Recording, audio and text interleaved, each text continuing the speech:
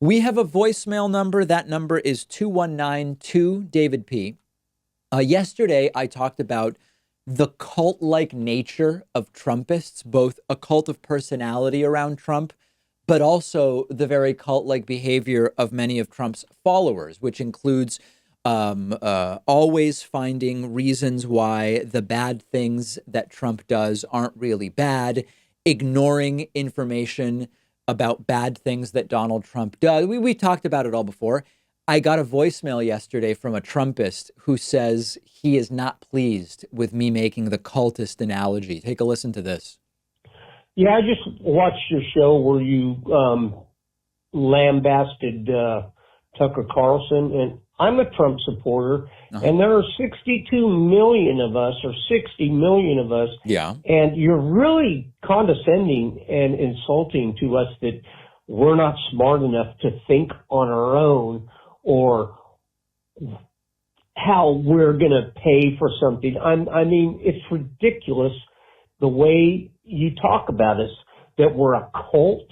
Are you kidding me? There's no one's going to put me in a cult. No politician is going to brainwash me into voting for them. Yeah. I mean, one of the things that's important to understand about cults is nobody who's in a cult thinks they're in a cult until sometimes after they've left the cult. No one who is brainwashed believes that they have been brainwashed, because knowing you've been brainwashed would be an antidote to the brainwashing. And the reality is, a lot of people who voted for Trump are ignorant people. I've said before, there's ignorant people on all sides of the political spectrum. If someone in an uninformed way votes for a Democrat or a progressive or whatever, it's not any less informed than an ignorant Republican voter. I would be glad if they end up making the right decision, but there's uninformed and ignorant voters on both sides. But as I said before, there are basically three categories of people who voted for Donald Trump. And I know this pisses a lot of people off. There are ignorant people, right? People who just didn't know what they were voting for. They didn't understand. They either fell for things Trump said that were impossible and said, this is why I'm going to vote for the guy, without realizing that they were impossible promises, or they just don't pay attention to politics. Ignorance to some degree.